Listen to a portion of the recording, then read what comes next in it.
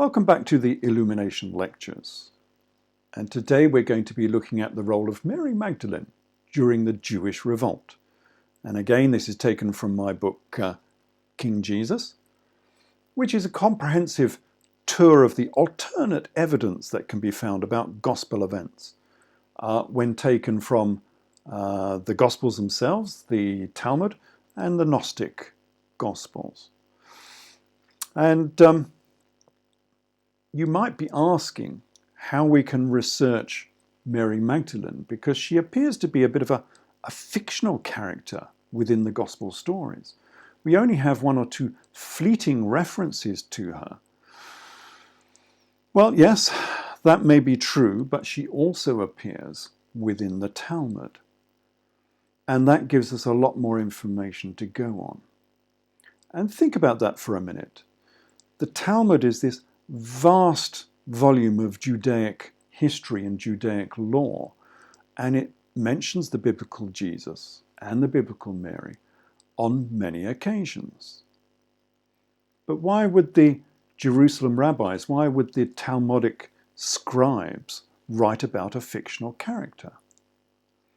The fact that the Talmud mentions Jesus and Mary and chooses quite often to denigrate them, as we will see, is perhaps prima facie evidence that these were real historical characters.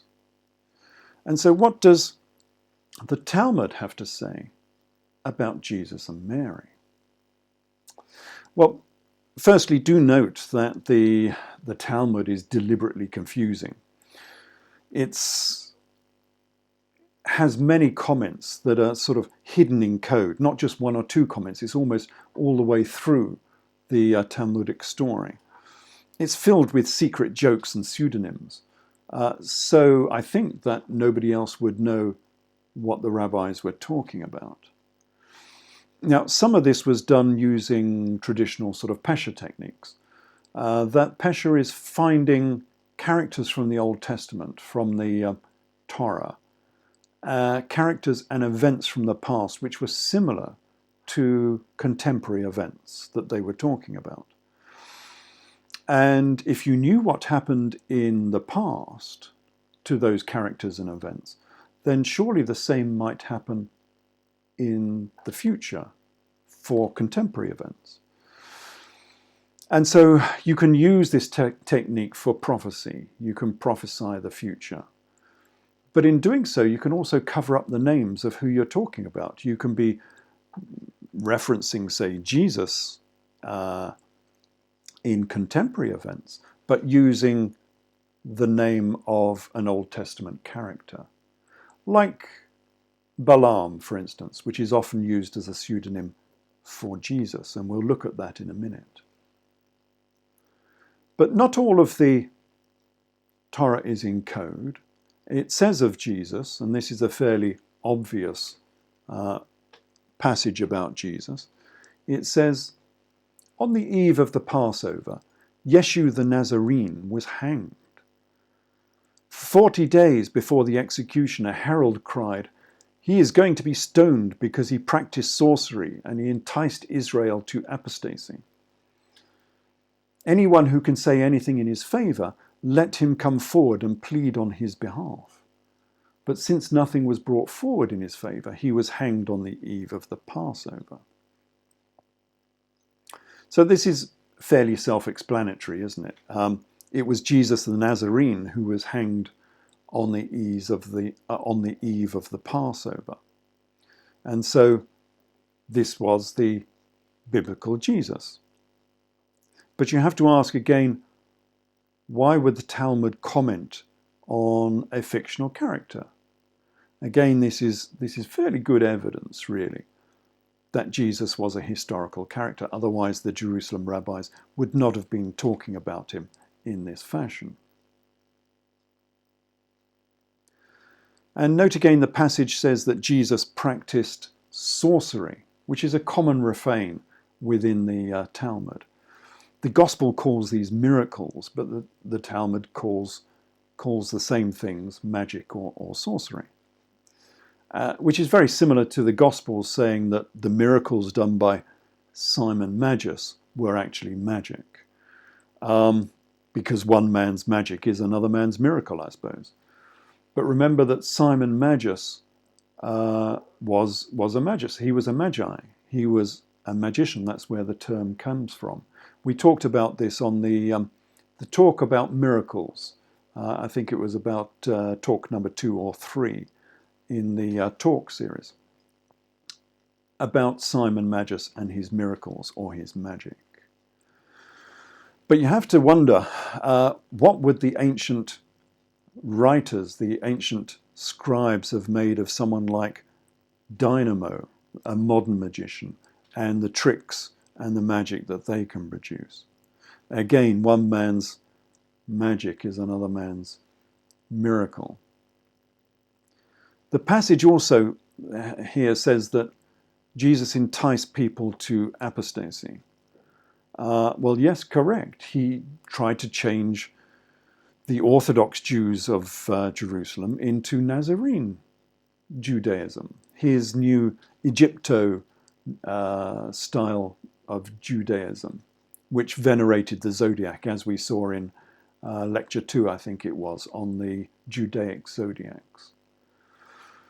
So, well, there's nothing terribly controversial in this particular quote. It's all pretty much gospel stuff. But how about this next one? This one uses Balaam as a pseudonym for Jesus, because Balaam was an Old Testament prophet who enticed Israel to apostasy, which resulted in a plague upon Israel. So you can see that his character, his deeds and his character are a perfect sort of pesher match for the biblical Jesus, who was accused of doing the same thing. And so you can use Balaam as a covert pseudonym for Jesus, if you don't want people to know what you're talking about within your Talmud. Plus, apparently, the Talmudic scribes have said that if you split Balaam and make it Bilaam, in the Hebrew, it can mean one who destroys the people. And of course, to the Jerusalem rabbis, it was Jesus, the biblical Jesus, who destroyed Jerusalem because he was the leader of the Jewish revolt, as we've seen in previous talks and lectures. And so Balaam was a perfect pseudonym for the biblical Jesus. So what does this passage say? This is again obviously from the Talmud. It says, Balaam was a soothsayer. Rabbi Yohanan said, at first he was a prophet, but subsequently he was a soothsayer. Rabbi Papa observed, this is what men say. She who was the descendant of princes and governors played the harlot with carpenters. So Balaam was demoted from prophet to soothsayer because he had led Israel astray and had led them towards apostasy. And remember that this is being related by Rabbi Yohanan, who's a pivotal character. We will see his name come up time and time again in these talks and lectures. And it's interesting because nobody really knows who Rabbi Yohanan really was. Now, he led Judaism after the fall of Jerusalem. He was the most important rabbi within the new Judea after the fall of Jerusalem. And yet nobody knows who he really was, which is a bit strange. They keep losing all of these pivotal characters within this story. And here is another one that's got lost. I rather think I do know who he is, but no one will really admit who Rabbi Yohanan is. We'll come across this in a later talk where we'll try and explain who Rabbi Yohanan actually was. But this passage says, it goes on to say, that the mother of Jesus played the harlot with carpenters. This has to be a reference to the biblical Jesus. It's the same story. But note that it says Jesus' mother was descended from princes and governors. Again, we can see the aristocratic and the royal heritage of this biblical family. Admitted now not just within some Gnostic gospels that you've never heard of, but within the Talmud itself. So this is the Jerusalem rabbis admitting that Jesus was descended from princes and governors. That's why he was called the King of the Jews. We'll see this again in a minute. And here's another comment about Balaam. So this one says, Rabbi Yohanan said, Balaam limped on one foot and was blind in one eye. He practiced enchantment by means of his penis, and he committed bestiality with his ass. This limping and blindness, this is most probably a comment about post-crucifixion wounds of Jesus, because the Roman authors mention the same wounds in context with the same person, the leader of the Jewish revolt. So I rather think these are post-crucifixion wounds of the biblical Jesus.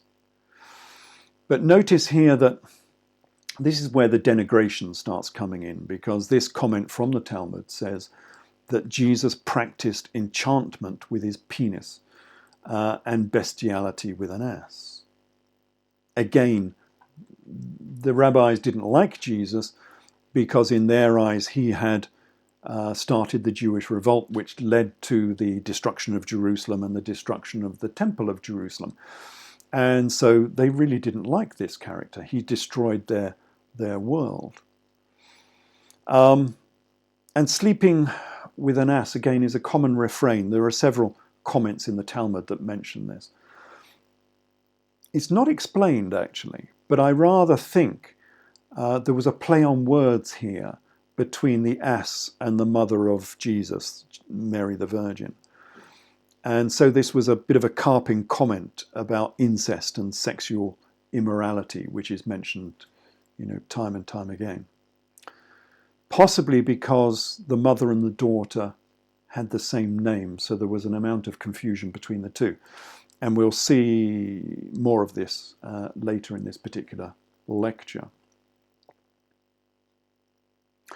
And here is another rabbinal rebuke. And we have a new pseudonym for Jesus. Now he's called Ben Stada. And we're not entirely sure where the name Ben Stada comes from, but it's definitely a pseudonym for Jesus. And this one says, and they hung Ben Stada, Jesus, on the eve of the Passover. Again, eve of the Passover. This is a reference to the biblical Jesus. His mother's name was Stada, but his mother was Miriam, a dresser of women's hair. As they say in Pumbeditha, this woman has committed adultery. Well, yes, lots of interesting sections in that particular passage.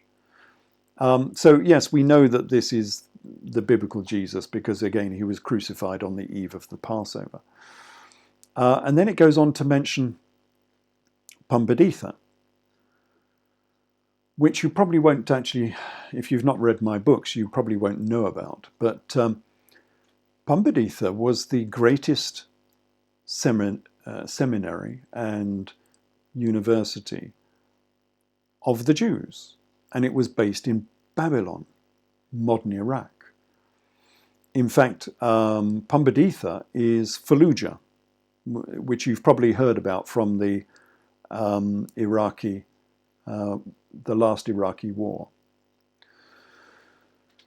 So why was the greatest Jewish seminary in Iraq? Well, because Iraq was predominantly Jewish until 1947, because the Jews had been there since the Babylonian exile in 600 BC. This is why earlier in some of the other lectures we were talking about the Babylonian Jews who were kicked out of Babylon and settled in the eastern borders of Syria and Judea. This was the nativity story. This was the Babylonian Jews coming out of Babylon. But obviously, this was just the royal family coming out of Babylon. Not all of the Jews came out of Babylon at that time, and they remained a significant section of the population all the way through until 1947, when they were all kicked out by the Muslim leaders then in 1947. And here is the last exilarch of Iraq. This is the Naim Dangor. He was the last king of the Jews in Iraq. And this is Naim in the 1950s, of course, when Iraq was still Western and civilized. And this is Naim Dangor just a few years ago, in exile, of course, meeting with Prince Charles. And he still had, at that time, claims for some $40 billion in lost assets when he was kicked out of Iraq. So this is the last of the Jewish kings of Iraq. So going back to that passage again that we saw earlier, just as a reminder, this is the passage, and it says that the mother of Jesus, this is, Miriam or Mary, committed adultery, which is sort of correct, I suppose, because they're alluding to the fact that Mary had an affair with God. She didn't sleep with her husband, she slept with God instead. The Gospels take a sort of different tack on this. The Gnostic Gospels say that Mary was actually a Vestal Virgin, and that's where she got her title of Virgin from, because she was a Vestal Virgin in the Temple of Jerusalem. And here is a classical romantic image of a Vestal Virgin. This is from the Victorian era. And she would have been a virgin in the temple. But she didn't have to stay as a virgin, because the Vestal Virgins could leave after a certain amount of time, and they could leave the temple and marry and have children. So she was a virgin who had children. And we'll see the names of the children of Mary later in this lecture. So what else does this passage? We're slowly working our way through this passage, but there's lots of interesting things to find in it. So what else does this passage say? Well, it says that Mary, and this is Mary the Virgin again, was a dresser of women's hair. And it does so because the Aramaic, the Hebrew term Megadala Neshea rhymes very well with Magdalene the Nazarene. And again, the Talmud is full of these rhymes and puns all the way through from start to finish. So it's not unusual to have a pun like this, a rhyme like this, in the middle of a passage. And the notes on the Talmud make this clear, that they're making this rhyme with Megadala Neshea, the dresser of women's hair. And so this particular pun confirms that this passage is talking about Mary the Nazarene, because Mary was a Nazarene, the same as Jesus was the Nazarene. The sect of the Nazarene, it was a Jewish sect, as we talked about in a previous lecture.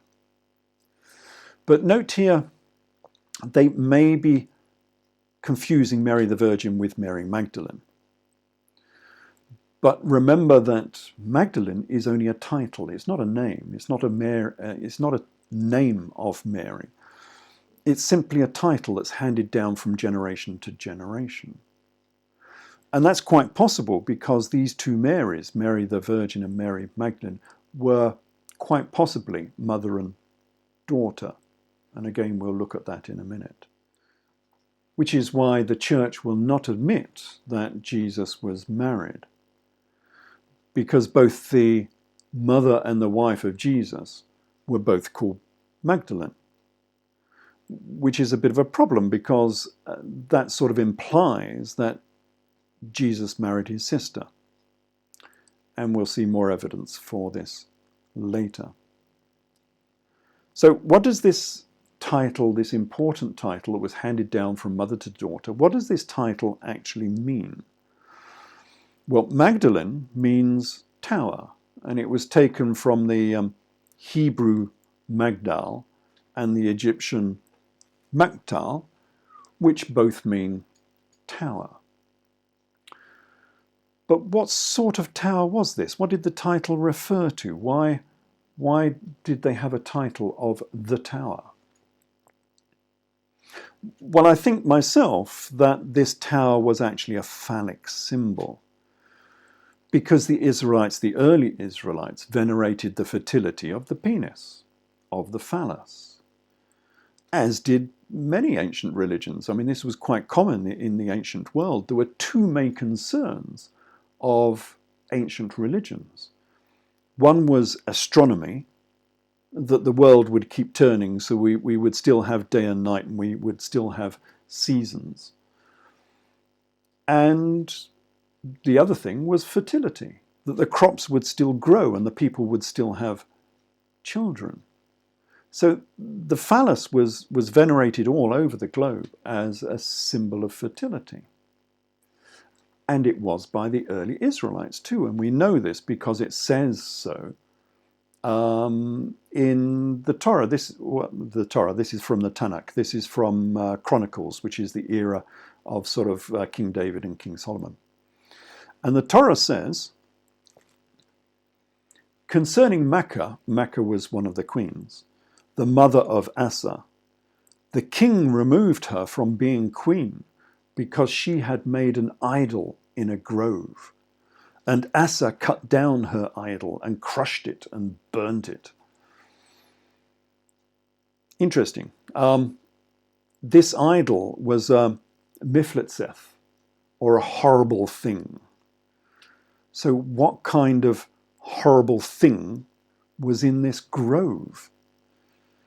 Well, Rabbi Solomon Yarkai, he said of it, rabbis say that it was called a mifletzeth because Mafleletsanutha produced a wonderful ridicule, because she made it ad instar membri virilis, and she used it daily.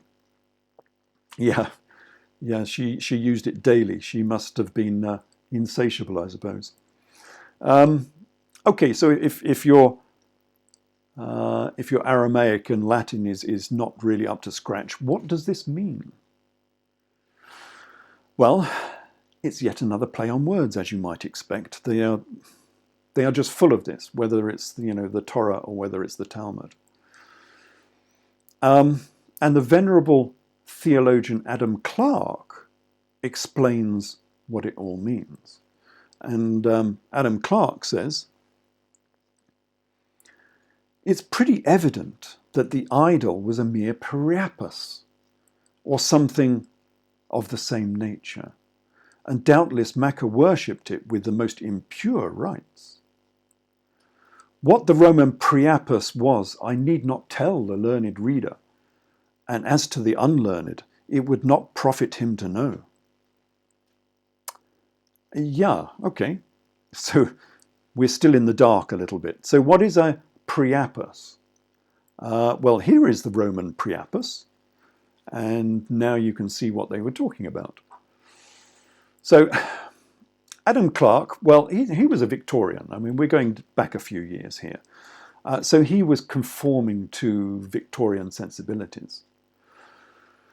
But by saying it would not profit the unlearned to know, he's basically saying, go and do your menial jobs and stop asking difficult questions.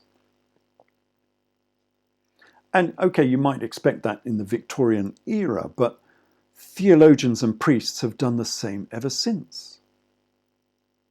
You know, the paedophile scandal in the Catholic Church is very much the same sort of thing. The priests and the popes stood there and did nothing because all they were interested in is the preservation of the church. Not because the church is intrinsically virtuous, but because they were just preserving their cushy little jobs. And the proletariat should go and do their menial jobs and not ask difficult questions. But that's not good enough. We should be asking these difficult questions. The church have controlled our lives and taken our money for centuries, and they've done so on the back of half-truths and lies. So it's about time the proletariat knew all about this church and what it was based on. So what did the Israelite Jews venerate in the 9th century BC? What did Jesus venerate in the 1st century AD? What was this idol? What was this Magdal, the Magdal Tower? Well, I think they were all phallic symbols, as we've just seen. So in reality, Mary Magdalene was called Mary the Penis. But in Syriac Aramaic, Mary or Ma can mean bishop. So perhaps she was actually being called Bishop of the Penis or Bishop of the Phallus. So what did Maccah's phallus actually look like? This is Queen Maccah, who had her idol destroyed. What did Maccah's phallus actually look like? Well, you might ask, what did Mary's phallus actually look like? Well, I would suggest it looked like this. I'm not sure if you recognize that, but this is the Washington penis, or the Washington phallus, which was erected, if you excuse the pun, in Washington, D.C., the capital of America. And so you can see we're still following this ancient religion of the royal line of David. But this is not simply just Judaism. This is Egypto-Judaism, which goes way back into ancient Egyptian history. And it spread itself all over the sort of Western world. And here is, America is not alone in this, of course. Here is the London phallus, which is on the Thames next to sort of the Parliament at Westminster. And this is the Vatican penis in St. Peter's Square. So Mary Magdalene was the bishop of the phallus, or you might say the bishop of the obelisk. And that was her official sort of royal title, as it were. But this important title goes back a lot further than the simple obelisk. And I think the origins of the obelisk veneration came out of Egypt. And I think the original phallic symbol that became the obelisk was actually a pyramid. The Egypto-Israelites were no longer in Egypt. They could not visit the pyramids. And so they venerated the obelisk instead as a phallic symbol. And so Mary Magdalene was not simply the bishop of the obelisk. She was also the bishop of the pyramid. And I'm not sure if you've seen this before, but if we take an upright pyramid, that is a symbolic of the male phallus. But if we take an upside down pyramid, then this is symbolic of the female pudenta. And you can see this all across Egyptian artwork. If you look, say, at the images of the goddess Nut, you will see this imagery of the upside down pyramid being placed on her pudenta, as you might call it. But if we get the two pyramids, the upright pyramid and the upside down pyramid, and if we superimpose these male and female pyramids on top of each other so they consummate the marriage of the male and the female, we derive a Star of David. So you can see again the connection between Egypt and Israel and the phallic symbols. And you might ask, again, although we've sort of explained it, why would the Giza pyramids be involved in Israelite symbolism? It's because the pyramids at Giza are central to Israelite theology, if you did but know about it. But we'll talk about this later because this comes into my other series of books. This is the Egyptian Exodus series, which we're going to talk about much later, where we have a look at the Old Testament. And this becomes a central component of that Old Testament story. And I don't want to spoil the intrigue and the fun there, so we'll come to this a bit later. But just remember that the pyramids are central to the Old Testament story.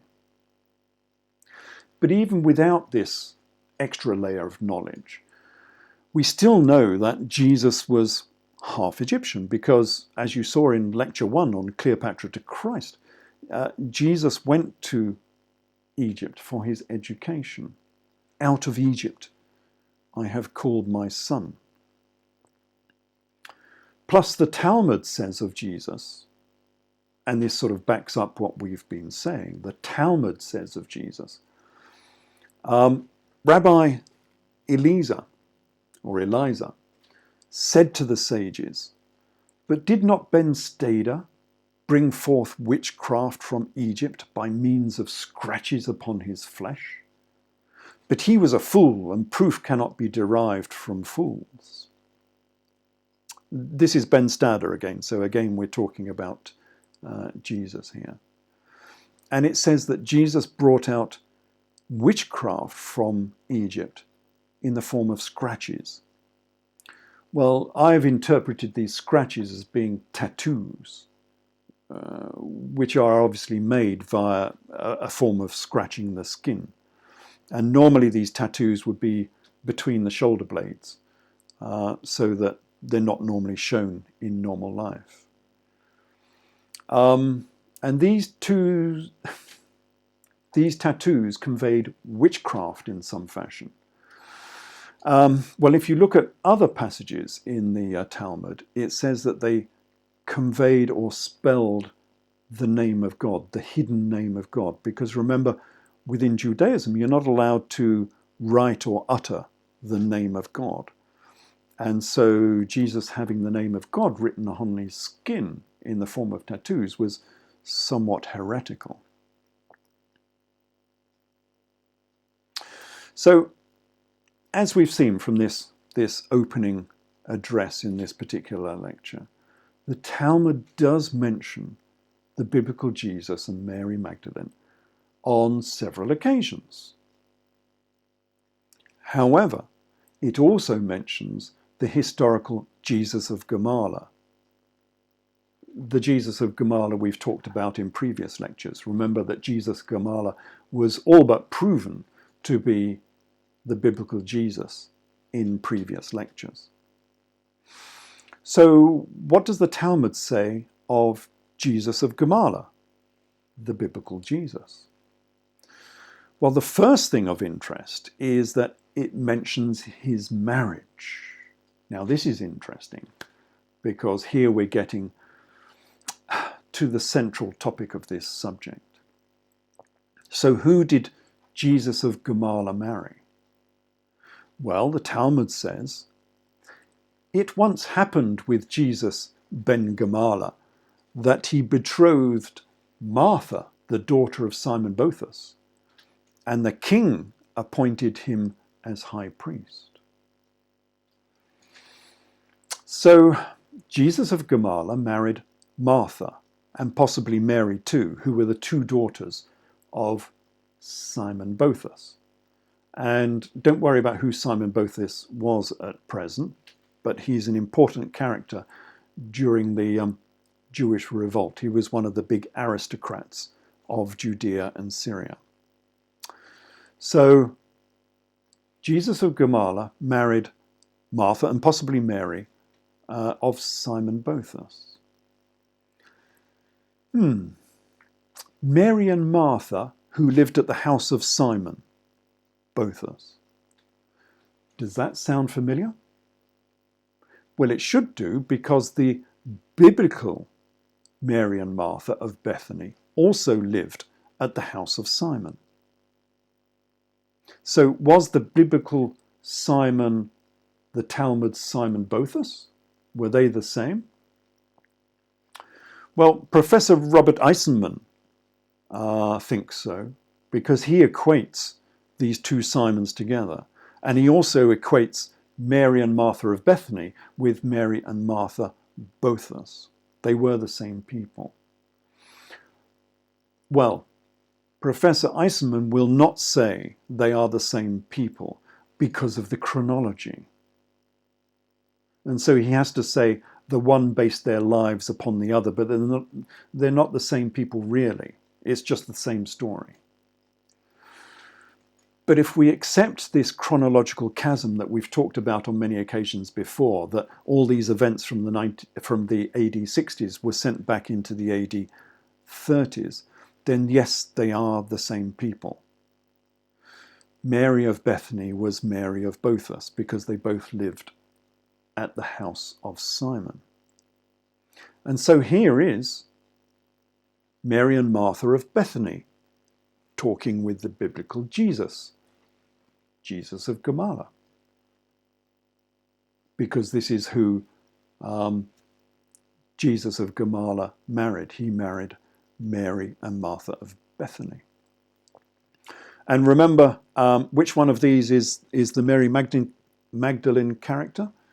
Well, remember that Mary Magdalene is always in the standard uniform of green and orange, or sometimes green and gold.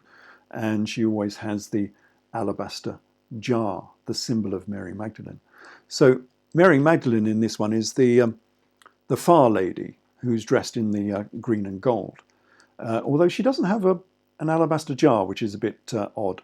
But I suppose she's carrying glasses, which is and a jar, which is almost the same sort of thing. Anyway, here's a more standard image. This again is Mary and Martha of Bethany. And again, you can see which one is Mary Magdalene. She's the one on the right side here, because she is wearing the green and gold of Mary Magdalene, and she is holding her alabaster jar, the jar which she anointed Jesus with. And we'll see, we'll talk about this in a minute. So it's quite possible that the biblical Jesus, Jesus of Gamala, had two wives, Mary and Martha of Bethany, because the Talmud said that the high priest of Jerusalem must have two wives, and therefore Jesus must have had two wives. And so it's likely that his two wives were Mary and Martha. Okay, well, from that one little passage there from the Talmud, we have an interesting situation where both Jesus of Gamala and the biblical Jesus were both married to Mary and Martha of the house of Simon, Mary and Martha of Bethany. But why does the church not mention this? Why this separation of Jesus and Mary Magdalene? Well, there is a problem here. There is a big problem for the church, because Mary Boethus was the richest woman in Syria and Judea. Her bedclothes cost 12,000 gold denarii. She had 2 casks of wine every week. Her perfume and spices were worth 400 denarii, it says, per day. And her dowry, when she married Jesus, the biblical Jesus, Jesus of Gamala, when she married Jesus, her dowry was worth 1 million gold denarii. Well, how much is that worth? Well, if we use the gold price, it comes out to just $280 million. And you'll see this time and time again on documentaries where they have ridiculously cheap cost estimates for ancient monuments and events and people, things like the Colosseum and so on. Because you can't just translate this in terms of gold price. In reality, the gold price has slipped over the centuries, and it's not as valuable as it used to be in ancient times. Because remember that money is not gold or bits of paper that you give to a shop. Money is work. It's employment. It's how much work you can buy. And so if you want to look at this sum of money in real terms, you want to do what I did, compare the pay of a centurion in the first century with the pay of a modern army officer, and then you'll get a good comparison between the two amounts. And if you do that, then the 1 million gold denarii dowry of Mary Magdalene was actually worth $20 billion. And that wasn't her wealth, of course, that was just her dowry that was given to her by her father. So Mary Magdalene was rich. She was the richest woman in Syria-Judea. And this is confirmed, I mean, this has been confirmed down the centuries. This is not something new. People knew about this before, but it's always been sidelined and denigrated as being fantasy, a fairy story. But this was confirmed in the Legenda Aurea, the Golden Legend, which is a medieval text about Mary Magdalene. And it says of Mary, Mary Magdalene had the surname Magdalo, meaning castle or a tower, and was born of right noble lineage and parents, which were descended of the lineage of kings. She, with her brother Lazarus and her sister Martha, possessed the castles of Magdalo and Bethany, and also a great part of Jerusalem. Yeah, okay, so this is the other side of the story. This is the sort of Talmudic side of the story instead of the gospel side of the story. So from this we can see that Mary was rich. She owned 2 castles, and she owned much of Jerusalem. And she was the descendant of kings. She was a princess. But we've already seen this. It's just it generally gets covered up. And note also from this, it says that her siblings were Martha and Lazarus. So again, we see from this medieval text, that Mary Magdalene was Mary of Bethany. And Mary of Bethany was Mary Boethus. And Mary Boethus married Jesus of Gamala. And Jesus of Gamala was the biblical Jesus. You can see how it all sort of sticks together as a cohesive jigsaw puzzle. So these new texts that we're looking at are interesting because they give us a new perspective on these famous biblical characters, a new perspective on the church, one that the church doesn't want you to really know about. So what else does the Talmud say about Jesus of Gamala, the biblical Jesus, and his wife Mary? So what else does the Talmud say about Jesus of Gamala, the biblical Jesus, and Mary Magdalene? Well, it says here, Jesus of Gamala was appointed to the high priest and not elected. Rabbi Joseph said, I see a conspiracy. For Martha, the daughter of Boethus, gave King Yanai a takab of dinarii before he gave an appointment to Jesus ben Gamala among the high priests. King Yanai was Agrippa II, so we know the era we're talking about here. And it says that Jesus was appointed, not elected.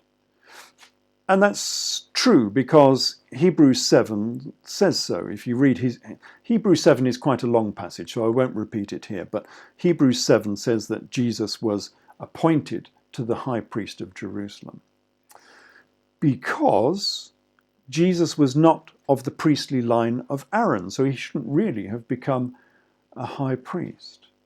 He was of the line of Judah, and he should not have become a high priest. And so what this text here is saying is that Mary Magdalene paid for Jesus to become a high priest. And she gave the money to King Yanai, Agrippa II. And how much did she give? Well, she gave a tarkub of dinarii. And a tarkub is about 2.5 litres, I suppose. And it's a volume of measure. So if you could fill a pot with coins to about 75% absolute full, you would end up with about 19 kilos of silver or about 38 kilos of gold. So it was a substantial amount of money that Mary Magdalene paid the king, King Agrippa II, for Jesus, her husband, to become the high priest of Jerusalem. Again, we see that Mary Magdalene was the richest woman in Judea. And this is why the church has deleted Mary Magdalene from the Gospels, because her inordinate wealth destroys the notion that Jesus was a pauper prince of peace. He was nothing of the sort. He was the king of the Jews. It says so in the Gospels on about 36 occasions. And Mary Magdalene was a very rich princess. But the church, as you know, continues to insist that Jesus was a mere carpenter. But there is only threadbare evidence for this. One mention, and it's not even at his birth. And the verse simply says, "Is this not the carpenter, the son of Mary, the brother of James, Joseph, Judas, and Simon? And are his sisters not here with us?" This is from the Gospels, and it's quite interesting because, firstly, it says that Jesus had brothers and sisters, and most theologians are quite firm on saying that these are real siblings, brothers and sisters. They are not brothers and sisters in the church because of the way this verse is mentioned. And the odd thing here is that the brothers of Jesus are all names of known disciples. And so the Nazarene church is sounding much less like a church with followers and more like a family collaboration or collusion. Because his primary disciples, the primary disciples of Jesus, were his own brothers. And he had sisters too. And it's my contention that the two sisters of Jesus were called Mary and Martha of Bethany. Okay, now you see the problem, the dual problem. A, Mary was inordinately rich. But now we see the possibility that Mary Magdalene was Jesus' sister and his wife. You can see why the church covered this one up, can't you? And so they did everything in their power to separate Jesus and Mary Magdalene, which is why she was sidelined and denigrated as the prostitute. They wanted to get rid of Mary Magdalene from the story, and they nearly did. They very nearly did, because on most of the occasions, she's just called that woman.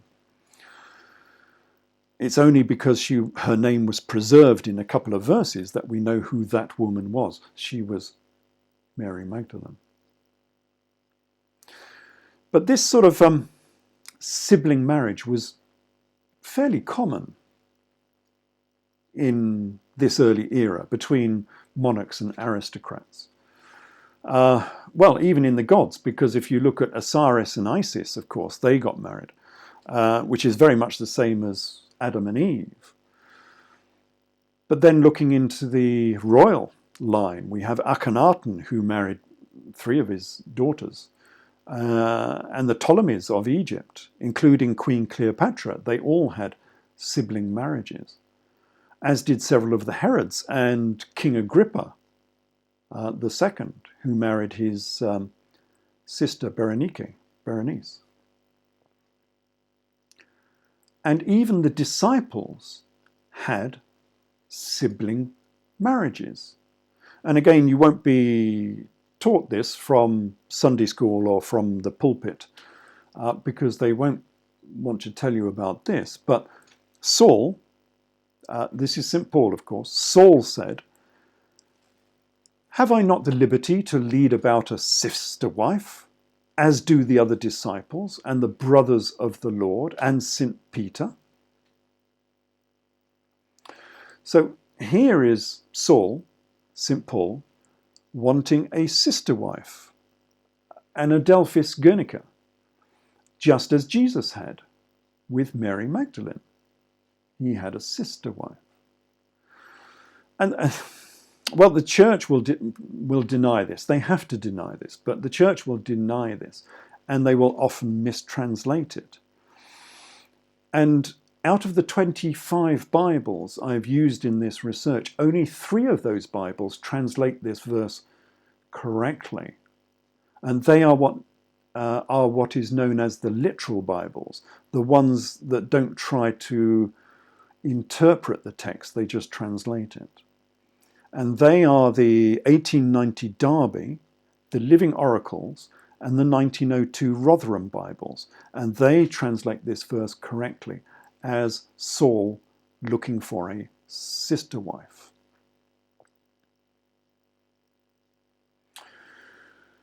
Okay, so going back to the previous verse we were looking at, the one about Jesus and his brothers and sisters.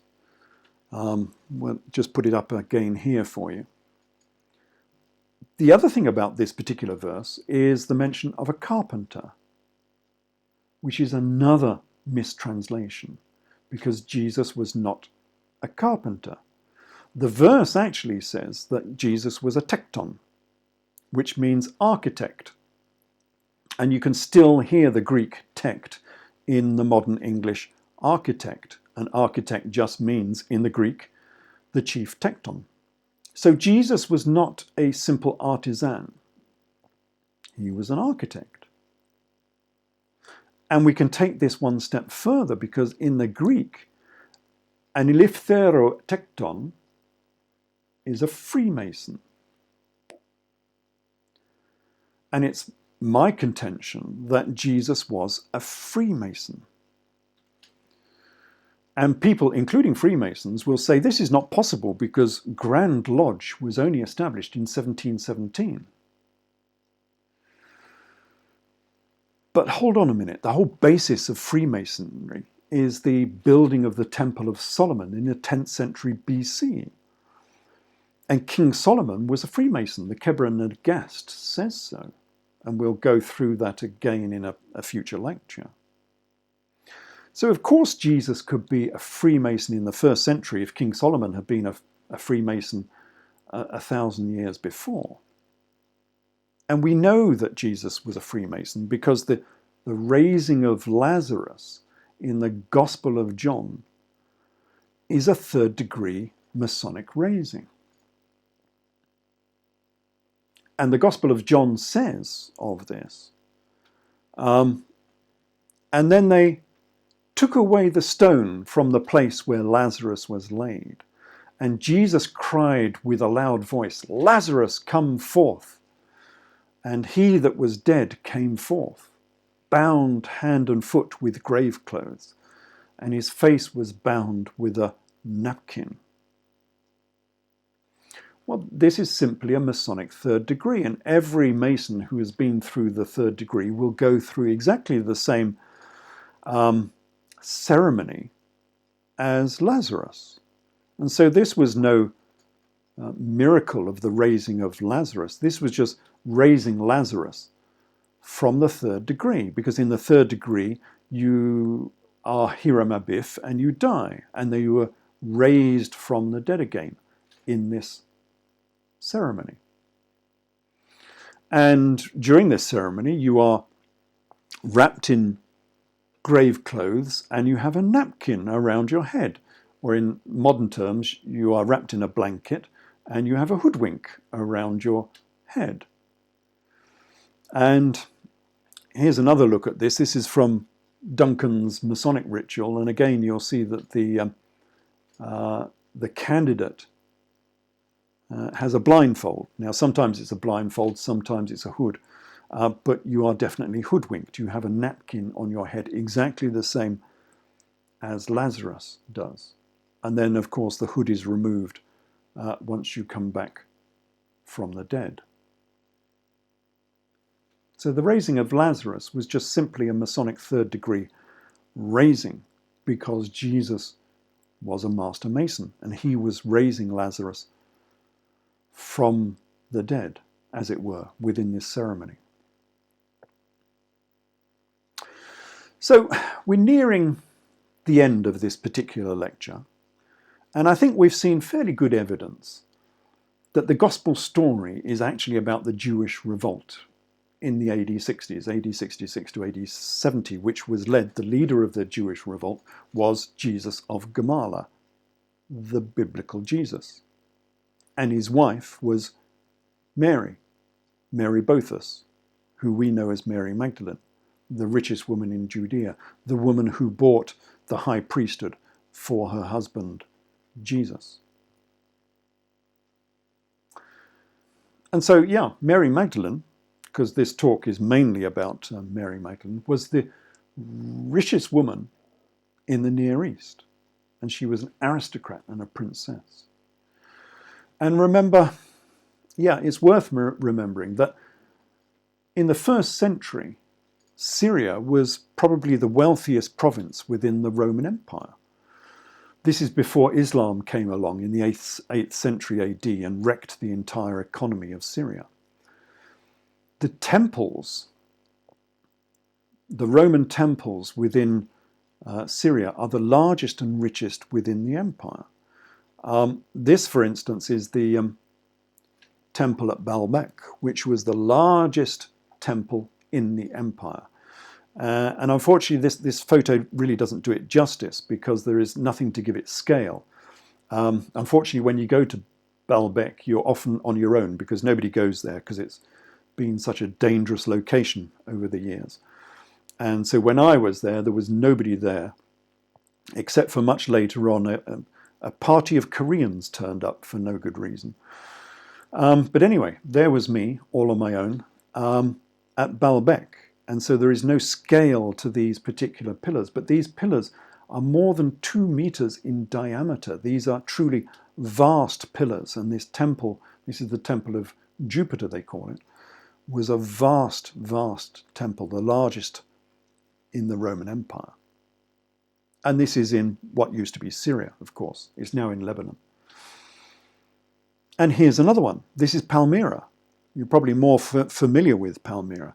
Now, this was not the biggest temple in the Roman Empire, but this was probably the richest, because you can't see it here because they've all been stolen, of course, but all of the capitals and the soffits of this temple were made of bronze, which made it stupendously expensive as temples go. And in the outer courtyard, which had pillars all the way around it, it had a walkway around the top of the courtyard.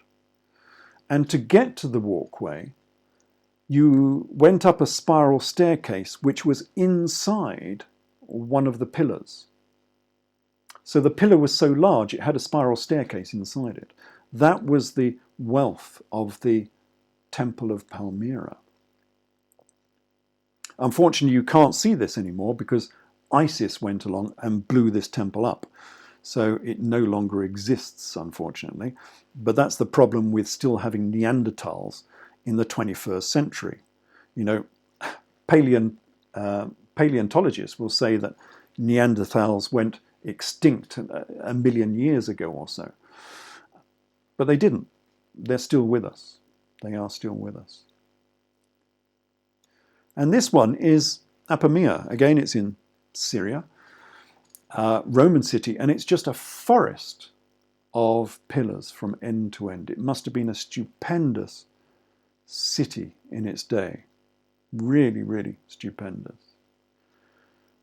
And it's very interesting to visit because much of it still remains. It hasn't been built on in later eras.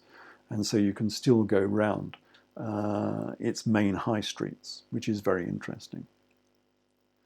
And then we have, this is more parochial, more rural, but we also have the dead cities of Aleppo.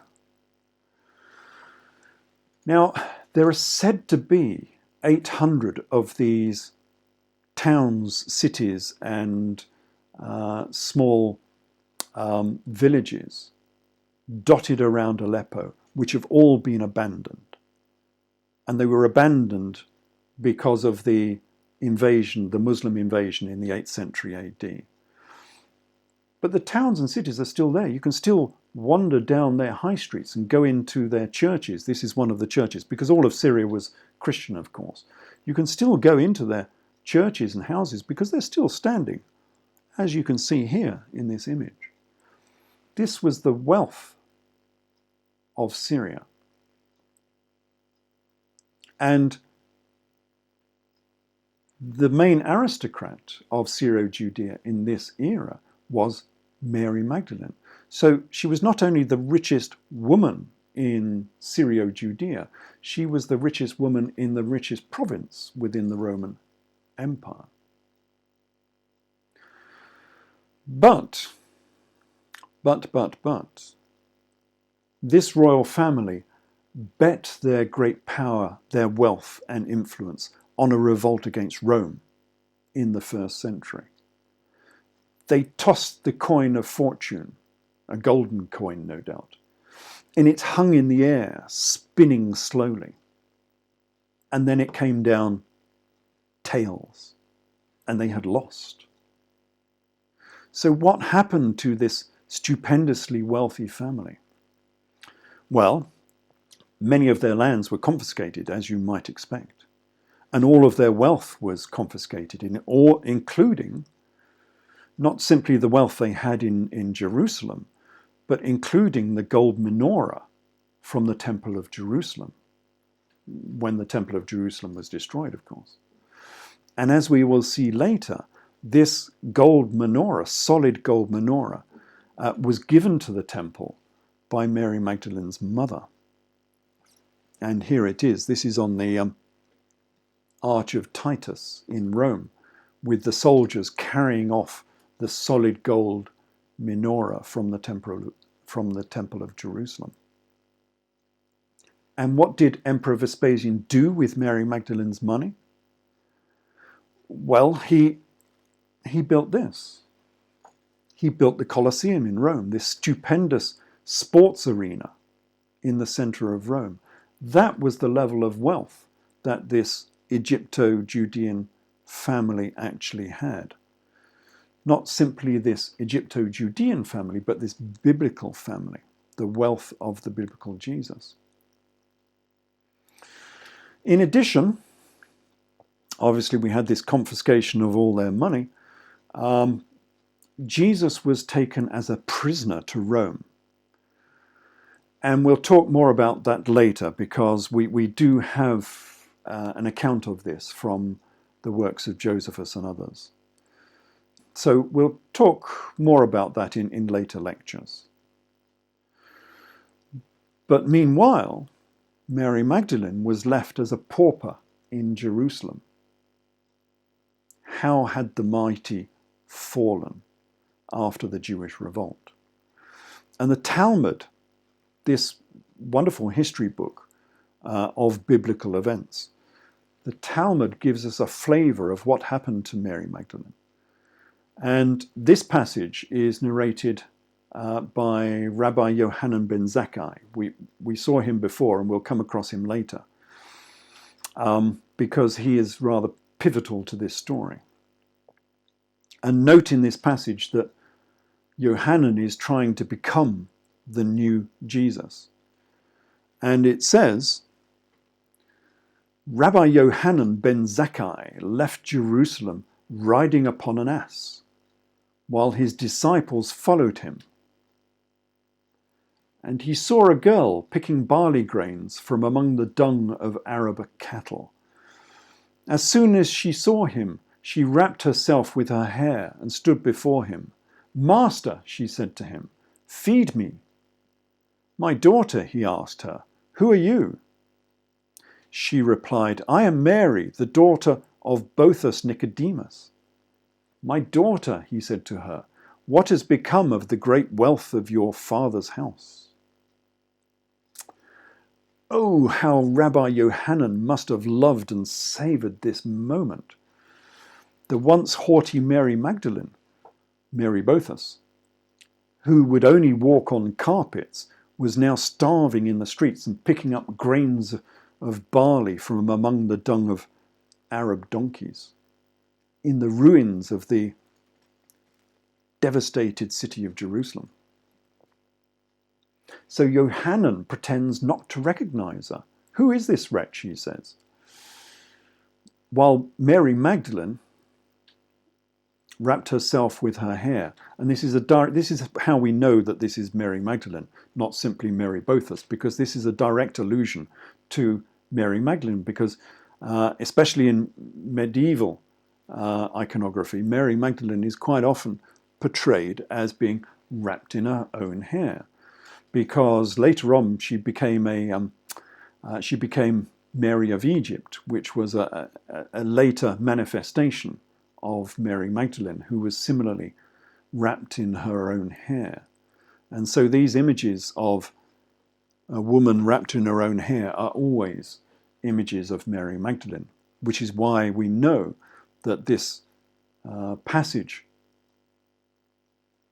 from the Talmud was actually talking about Mary Magdalene. So Mary Magdalene says, Master, to Yohanan. And how Yohanan must have loved that. I mean, he's already on a donkey with 12 disciples riding through Jerusalem. The allusion is clear here. And now Mary Magdalene is calling him the master. Yohanan was the new Jesus. That's what he was trying to become. And we'll see why later. You have to know who Yohanan was before you can understand this. And so Yohanan says, what has become of your great wealth? Knowing full well what had happened to it, because Yohanan was the architect of Mary's demise. This was the sad tale of the mighty who have fallen in the ruins of Jerusalem. And there we must leave, I'm afraid. We must leave Mary Magdalene, clothed in nothing but her hair and picking barley grains from among the dung of donkeys in the shattered ruins of Jerusalem. We'll pick up the story of Mary Magdalene again in a later talk and follow her exile to Provence in France. But I do hope you enjoyed this illumination lecture, and I hope you can join us again next time.